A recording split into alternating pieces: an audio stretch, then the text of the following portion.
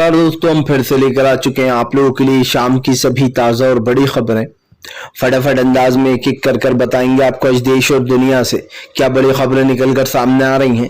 लेकिन उससे पहले दोस्तों एक नजर डालेंगे सुर्खियों पर। आपको बताते चले दोस्तों, प्रधानमंत्री नरेंद्र मोदी की राहुल गांधी ने खोल दी पोल। राहुल गांधी बोले पेगासस के बाद अब प्रधानमंत्री एप्पल फोन को टारगेट कर रहा है। आपको बता दें दरअसल दोस्तों सबको अलर्ट मैसेज आया है, सबके फोन को हैक किया जा रहा है। वहीं पर अगली बड़ी खबर में हम आपको बताएंगे दोस्तों, बढ़ गई अमेरिका की भी मुश्किलें। आपको बता दें इजराइल की आग की लपटे पहुंच गए अमेरिका। मुस्लिम बोले अगर जो बाइडेन ने सीज फायर नहीं किया तो जो है यहां पर वोट भी नहीं देंगे। गाजा के लोगों के सपोर्ट में उतरे अमेरिका के मुसलमान। वहीं पर अगली बड़ी खबर में हम आपको बताएंगे दोस्तों, असल आपको बताते चले केजरीवाल बोले जेल जाने से नहीं डरते, अगर जेल जाना भी पड़ा तो चले जाएंगे क्योंकि हमें बलिदान देना ही पड़ेगा देश के लिए। वहीं पर दोस्तों सुप्रीम कोर्ट ने पूछ लिया मोदी सरकार से सीक्रेट बॉन्ड पर सवाल। इलेक्शन के लिए जो सीक्रेट चंदा मिलता है तो दोस्तों सरकार बताने को तैयार नहीं है कि चुनावी बॉन्ड आ कहां से रहा है। बताएंगे क्या है ये मामला। वहीं पर आपको बता दें फोन हैक होने के ऊपर जमकर गरजते हुए नजर आई जो है यहाँ पर प्रियंका चतुर्वेदी, अखिलेश यादव, राघव चड्डा, मनोज झा, तमाम लोग जिन जिन के फोन हैक हो रहा है सबने बयान दिया। बताएंगे क्या कुछ कहा है। वहीं पर अगली बड़ी खबर में हम आपको बताएंगे दोस्तों, आपको बताते चले बुरा हाल हो गया इजरायली सेना का। जैसे ही इजराइल के लोग दोस्तों गाजा में घुसे वैसे ही आपको बता दें हम्मास के लोगों ने सुरंग से निकलकर कर दिया ध्वस्त, कई सैनिक मारे गए। हम्मास बोला वेलकम है आपका अगर गाजा में। बताएंगे क्या कुछ करा है। वहीं पर अगली बड़ी खबर में हम आपको बताएंगे दोस्तों, सर आपको बता दें चले मल्लिकार्जुन खड़गे का बीजेपी के ऊपर बड़ा हमला। बोले पहले पेगासस स्पाईवेयर से लोगों की जासूसी कराई, अब आईफोन हैक करने की कोशिश की जा रही है तमाम विपक्ष की। बताएंगे क्या कुछ है ये पूरा मामला। वहीं पर दोस्तों हम्मास के लोगों ने 24 घंटे में ही उखाड़ फेंके दोस्तों इजरायली झंडे। बताएंगे आखिरकार हम्मास के आतंकवादियों ने कैसे 24 घंटे में इजराइल के झंडे ही उखाड़ फेंके। तो तमाम खबरें फटाफट अंदाज में देंगे, एक एक कर देंगे। फिलहाल फिर चलिए बढ़ते हैं सबसे पहली और सबसे बड़ी खबर की ओर। दरअसल दोस्तों आपको बताते चले हम्मास के ऊपर फिर भारी, इजराइल के ऊपर फिर भारी पड़ा हम्मास। हम्मास ने दोस्तों सुरंग से निकल कर दिया इजरायली सेना को ढेर। दरअसल आपको बताते चले दोस्तों इस वक्त इजरायली सेना और हम्मास के बीच में जंग छिड़ी हुई है। कल जिस तरीके से हम्मास के इजराइल की सेना दोस्तों गाजा में घुस गई, बस जैसे ही इजरायली सेना गाजा में घुसी वैसे ही सुरंगों से निकल कर हम्मास की जो सेना है उसने कहा वेलकम है आपका हम्मास में, और जबरदस्त तरीके से ताबड़तोड़ फायरिंग हुई जिसमें कई सैनिक मारे गए क्योंकि धमाका किया गया। आपको बताते चले दोस्तों माना जाता है कि हम्मास की जो बनाई हुई सुरंगें है वहां पर जाना मौत से खाली नहीं है, क्योंकि वो सुरंगें इतनी खतरनाक है कि वहां पर एक बार इंसान जाता है तो वापस नहीं आ पाता, क्योंकि वहां पर हम्मास के लड़ाके जगह जगह छुपे बैठे हैं। ऐसे में वहां पर जाना और दोस्तों आप समझिए लड़ना ही अपने आप में ही एक बेवकूफी है। कल इजराइल की सेना हम्मास में घुसी, जैसे ही इजराइल की सेना हम्मास में घुसी हम्मास के वहां के जो आर्मी वाले उन्होंने अटैक कर दिया। आपको बताते चले उन्होंने जिस तरीके से ताबड़तोड़ हमला किया इसमें कई इजरायली सैनिकों की जान चली गई। यही नहीं दोस्तों, इजरायली सैनिक जो लोग अंदर हम्मास में गाजा में घुसने की कोशिश कर रहे थे उनसे कहा कि वेलकम है आप लोगों का गाजा में। आपको बताता चलूं हम्मास लगातार भारी पड़ रहा है इजराइल पर। पहला तो ये कि हम्मास की जो बनाई हुई सुरंगें हैं वहां तक पहुंचना नामुमकिन ही है, ये समझ लीजिए इजराइल के लिए। और सुरंगों से निकल कर किस तरीके से वहां पर इजरायली सेना को मारा गया है ये सब देख रहा है। आपको बताते चले नेतन्याहू सिर्फ अपना फायदा देख रहा है, उसको ना सेना से कुछ न देना है ना दोस्तों वहां के लोगों से। नेतन्याहू सिर्फ अपने बदले के लिए और फायदे के लिए सब कुछ कर रहा है, वरना अब तक इस झगड़े को रोक दिया जाता, शांति बहाल हो सकती थी। लेकिन जानबूझकर दोस्तों इन चीजों को रोका नहीं जा रहा है। सब देख रहे हैं किस तरीके से लोगों को परेशान किया जाता है, चाहे वो आम जनता हो वहां की। और ये सब कुछ इजराइल जो है दोस्तों बहुत पहले से कर रहा है, 56 साल से वहां के लोगों को परेशान कर रखा है। फिलहाल चलिए बढ़ते हैं एक और अगली बिग ब्रेकिंग की तरफ। बता दोस्तों अगली जो बड़ी खबर निकल कर आ रही है, राहुल गांधी ने बीजेपी की लगाई लंका। राहुल गांधी बोले प्रधानमंत्री का सिर्फ एक ही काम है, दूसरों के फोन में ताकाझाकी करना और ये पता करना कि आखिरकार इन लोगों में क्या बात चल रही है, आगे का प्लान क्या है। दरअसल दोस्तों पहले तो प्रधानमंत्री नरेंद्र मोदी पर आरोप लगा कि उन्होंने पेगासस से जासूसी कराई है।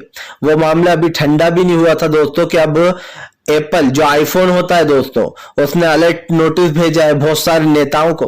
उनका कहना है एप्पल आईफोन वालों का कि आप लोगों के फोन पर कोई अटैक करने की कोशिश कर रहा है, यानी कि आपके फोन को हैक रिमोटली चलाने की कोशिश कर रहा है।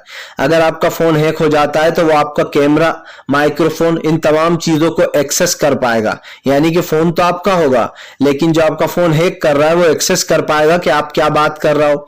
आपके कैमरे से वो देख पाएगा कि आप क्या चल रहा हो, किससे वीडियो कॉल पर बात करो, तमाम चीजें एक्सेस कर पाएगा जो भी हैकर है। इसी का अलर्ट मोड भेजा गया है। इसका अलर्ट नोटिस आने के बाद राहुल गांधी भड़क गए। राहुल ने कहा कि पहले तो प्रधानमंत्री ने पेगासस से लोगों की जासूसी कराई, जो कि दोस्तों आपको बता दें इजराइल का ही एक वेपन के तौर पर इसको यूज किया जाता था पेगासस को। अब प्रधानमंत्री का इससे मन नहीं भरा तो यह आरोप लग रहा है उनके ऊपर कि उन्होंने लोगों के फोनों को हैक कराने की कोशिश की जा रही है। आपको बता दें आईफोन ने ये जो मैसेज भेजा है इसमें कई बड़े नाम शामिल है, जैसे कि राघव चड्ढा, अखिलेश यादव, प्रियंका चतुर्वेदी और जो है जयराम रमेश, केसी वेणुगोपाल, राघव चड्ढा के बाद दोस्तों मनोज झा, बड़े बड़े और भी कई लोग हैं जिनके नाम मुझे भूल गया हूं अभी। लेकिन ये तमाम लोग जो है दोस्तों इन सबके फोन को हैक करने की कोशिश की जा रही है। महुआ मोहित्रा, जिनके ऊपर बीजेपी ने आरोप लगा दिया कि ये अडानी का सवाल पैसे लेकर पूछती हैं, महुआ मोहित्रा का फोन भी टैप हैक करने की कोशिश की जा रही। तो जितने भी बड़े नेता है, शशि थरूर, उनके फोन को भी, तो अगर देखा जाए दोस्तों तो तमाम जितने भी विपक्ष के नेता हैं, बीजेपी उन सबके फोनों को हैक करने की कोशिश कर रही है, ऐसा विपक्ष पर आरोप लगा रहा है। विपक्ष ये बीजेपी का ही काम है, जाहिर सी बात है। और किसको क्या फायदा हो सकता है इन लोगों के फोन टैप कराकर? बीजेपी को ही राजनीतिक चीजें जानना है कि इनके इंडिया गठबंधन में क्या चल रहा है, अखिलेश यादव क्या कर रहे हैं। तमाम लोगों के फोन हैक करने का मतलब और क्या हो सकता है? देश के लोकतंत्र की बर्बादी। फिलहाल चलिए बढ़ते हैं एक और अगली बिग ब्रेकिंग की तरफ। बता दोस्तों अगली जो बड़ी खबर निकल कर आ रही है, आखिरकार इजराइल की लपटें पहुंच गए अमेरिका, ईरान की बात हो गई सच। आपको बताते चले दोस्तों जो बाइडेन, जिनको मुस्लिम वोटर ने जब वोट डाले थे तो ताबड़तोड़ वोटिंग दी थी और जो बाइडेन को प्रधानमंत्री बना दिया था, वहां का राष्ट्रपति। लेकिन आपको बताते चले दोस्तों अब जो बाइडेन को खुली धमकी दे दी गई है अमेरिका के मुसलमानों द्वारा। आपको बताते चले दरअसल अमेरिका के मुसलमानों द्वारा जो है यहाँ पर वो सीधी सीधी धमकी दी गई है जो बाइडेन को।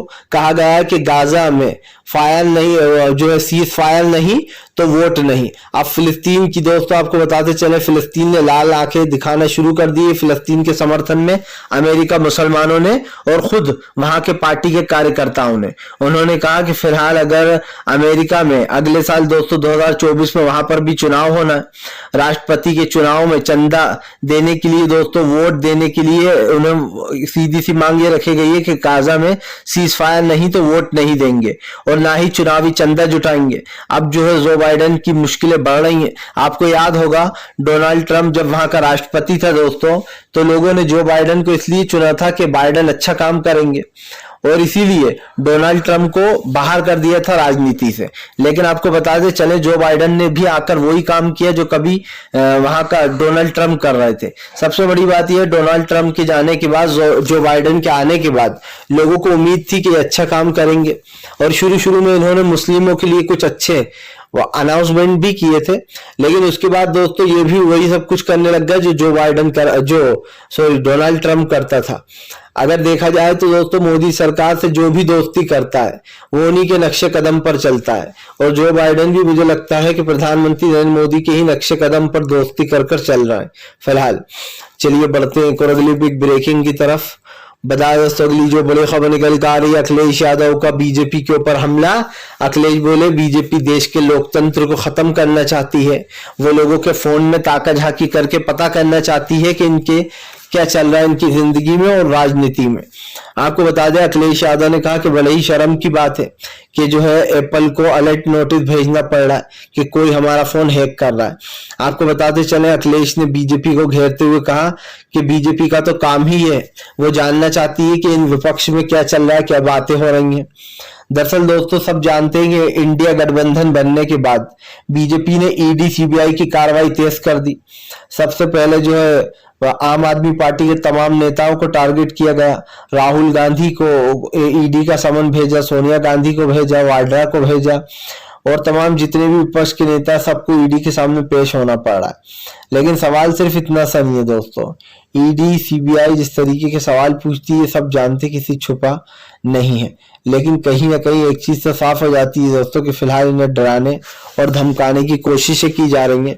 उनका फोन हैक कर कर आप और क्या करोगे, आप यही पता करने की कोशिश कर रहे हो कि इन सब के दिमाग में चल क्या रहा है, इंडिया गठबंधन प्लान क्या बना रहा है इन्हें हराने के लिए, या फिर उनकी पर्सनल इंफॉर्मेशन जानने के लिए ये सब कुछ किया जा रहा है। और यकीन मानिए दोस्तों, ऐसा पहली बार नहीं हो रहा है कि फोन हैक करने की कोशिश की जा रही है। इससे पहले तो पेगासस से जासूसी कराई ली थी कईयों के फोन में जो है पेगासस इंस्टॉल कर दिया गया था और वो सिर्फ एक मैसेज के थ्रू भेजा जाता था और पता भी नहीं चलता था कि वो कब आपके फोन में इंस्टॉल हो गया और आपकी सारी इंफॉर्मेशन विपक्ष के पास चली गई, यानी कि बीजेपी के सत्ता पक्ष के पास चली गई। इससे एक चीज तो साबित हो जाती है कि प्रधानमंत्री को बहुत शौक है लोगों की लाइफ में झांकने का कि इनकी लाइफ में चल क्या रहा है। चलिए बढ़ते हैं एक और अगली बिग ब्रेकिंग की तरफ। बताया दोस्तों अगली जो बड़ी खबर निकल कर आ रही है, आपको बताते चले दोस्तों, केजरीवाल बोले जेल जाने से नहीं डरते, देश के लिए ये बलिदान देना होगा, हम जानते हैं। आपको बताते चले दरअसल आम आदमी पार्टी के एक एक नेता को बीजेपी ने गिरफ्तार करा लिया, खास करके बड़े नेता जो आम आदमी पार्टी को चला रहे थे।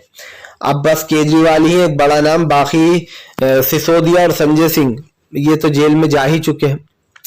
आपको बताता चलूं दरअसल केजरीवाल का कहना है कि बीजेपी उनको टारगेट कर रही है और ईडी और सीबीआई की कार्रवाई सिर्फ बीजेपी के कहने पर ही हो रही है। यही नहीं, उन्होंने गंभीर आरोप लगाते हुए कहा कि फिलहाल भारतीय जनता पार्टी ने सबसे पहले जो है दोस्तों स्वास्थ्य मंत्री को गिरफ्तार किया, सत्येंद्र जैन को, उसके बाद डिप्टी सीएम मनीष सिसोदिया को, उसके बाद नंबर आया संजय सिंह का और अब 2 नवंबर को बुलाया गया है केजरीवाल को। यानी कि दोस्तों केजरीवाल को भी गिरफ्तार करने की चक्कर में है ईडी। हालांकि मुझे नहीं लगता कि केजरीवाल को गिरफ्तार करेंगे ये लोग, लेकिन केजरीवाल से सवाल जरूर पूछेंगे आड़े टेढ़े। हो भी सकता है गिरफ्तार कर ले, लेकिन ज्यादातर 90% चांस ये कि केजरीवाल को गिरफ्तार नहीं करेंगे। बाकी तमाम पार्टी के लोगों को वो एक एक करके दोस्तों इसलिए कम कर रहे हैं ताकि आम आदमी पार्टी कमजोर पड़ जाए और चलाने की क्षमता नहीं हो, लोग डर के मारे आम आदमी पार्टी को छोड़ के बीजेपी में शामिल हो जाए। बीजेपी की बस यही प्लानिंग है।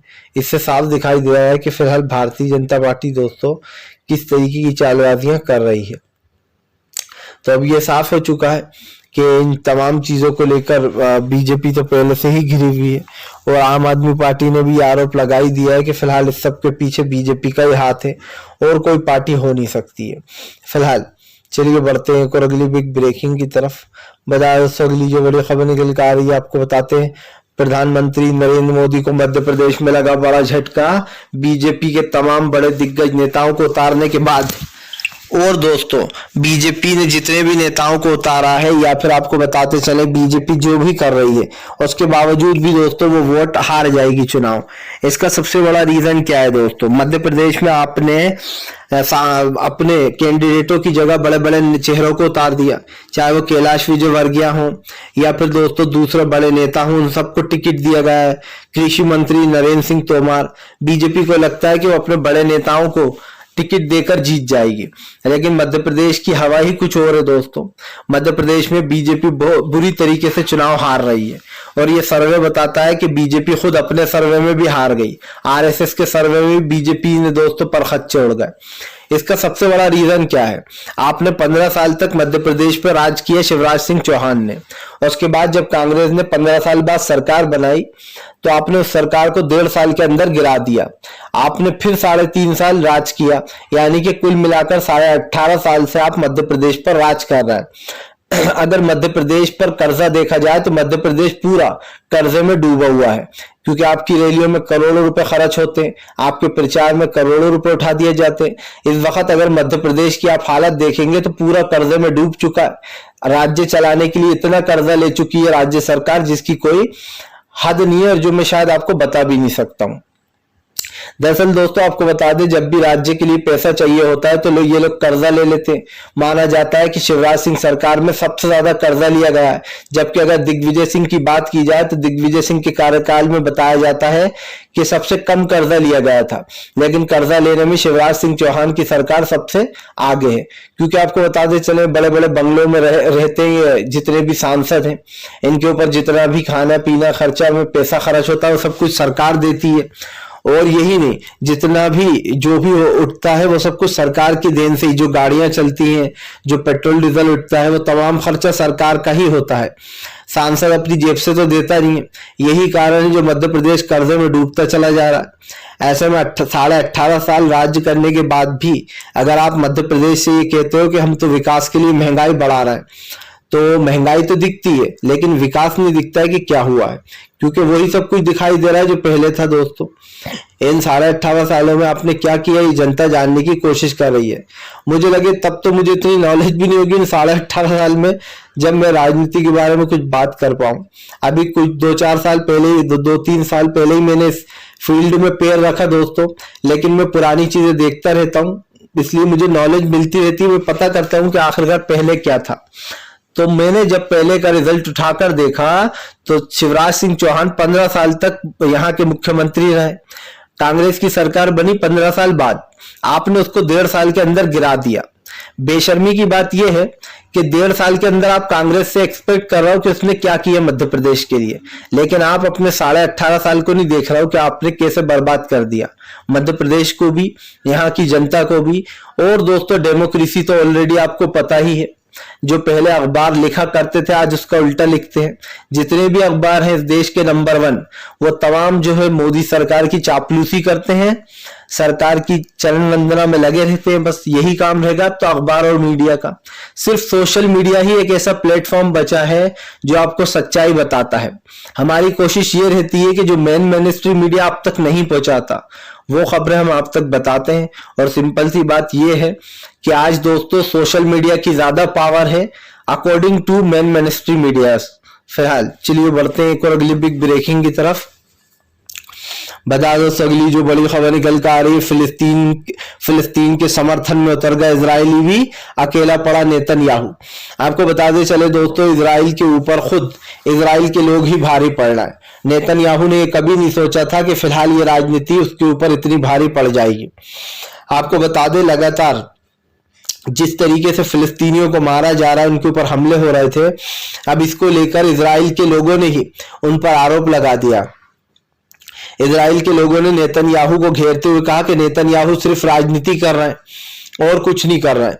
आपको बता दें दोस्तों खुद का बेटा तो आराम से घूमता फिर रहा है अमेरिका में, लेकिन जो इजराइल की सेना है इसको मरवाने के लिए हमास भेज दिया गया है और तमाम लोगों को जो यहाँ पर उतार दिया गया है लड़ने के लिए। लेकिन इससे नुकसान किसका हो रहा है? नुकसान तो आम जनता का ही हो रहा है, और भरपाई तो ये सरकार करने वाली है नहीं। आम जनता के घरों को बर्बाद कर दिया गया, आप रॉकेट चलाकर, बम दागकर, तमाम चीजें कर वहां की बिल्डिंगें दोस्तों दोनों जगह ही नुकसान हो रहा है। लेकिन फिलहाल इसकी सबसे बड़ी गलती किसने की थी आप अच्छे से जानते हैं। मैं मानता हूं हमास ने हमला जरूर किया था दोस्तों, और इस चीज की निंदा भी करना चाहिए, क्योंकि हिंसा किसी भी चीज का सल्यूशन नहीं होती है, चाहे हिंसा कहीं पर भी हो गलत हो। लेकिन ये आपको ये भी देखना पड़ेगा कि आखिरकार ये इतना गुस्सा क्यों हो गया हमास में अचानक से। आप जो है 56 साल से वहां के लोगों को एक तरीके से परेशान कर रहे थे, उन्हें टेंशन दे रहे थे। यही सबसे बड़ा रीजन रहा दोस्तों कि हमास और इजराइल के बीच में जंग छिड़ी। इस जंग का सबसे बड़ा रीजन यही था कि इजराइल जो है फिलिस्तीन के लोगों को परेशान कर रहा है, आज से नहीं लंबे समय से कर रहा है। और अगर आप अगर अपना मुंह खोलते हो, कहते हो कि अरे इजराइल के साथ तो गलत किया हमास ने, तो फिर आपको उस मुद्दे को भी उठाना चाहिए कि जो हम इजराइल कर रहा है 56 साल से फिलिस्तीनियों के साथ, वो किधर से वाजिब है दोस्तों। आप समझिए वहां के लोग मारे जाते हैं आए दिन, और मुझे नहीं लगता कि अगर आप सफेद कपड़े को काला कहोगे तो लोग उसे काला मान लेंगे। जो सफेद है वो तो सफेद ही कहलाएगा, और ये अंतर लोगों को पता होता है। फिलहाल वीडियो अच्छा लगे तो कृपया इसको लाइक करें, चैनल को